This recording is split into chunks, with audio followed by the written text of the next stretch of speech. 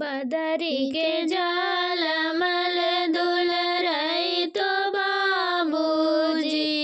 अजी बाबू मातु करिया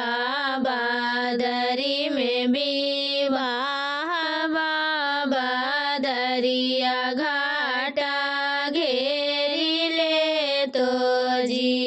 अजी बाबू मातु करिया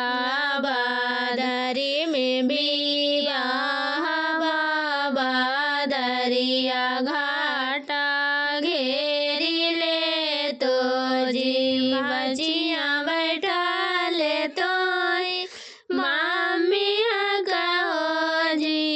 अजी मम्मिया चरा से मोरिया छुपाई ले हो सभे मोरिया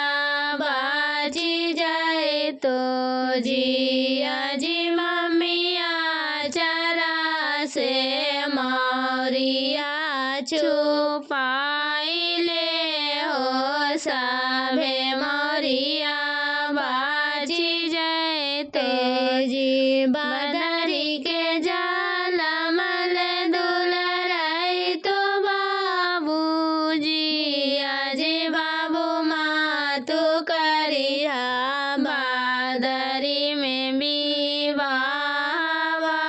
बादरिया घाटा घेरी ले तो जी अजी बाबू मातु करिया बादरी में विवाह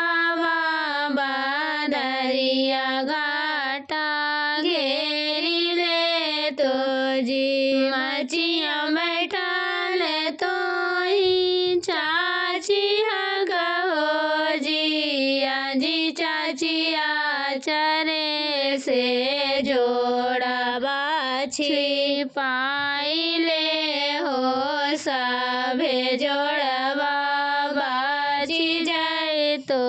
जी अजी चाचिया चरे से जोड़वा छिपाई ले हो सभे जोड़वा बाजी जाए तो।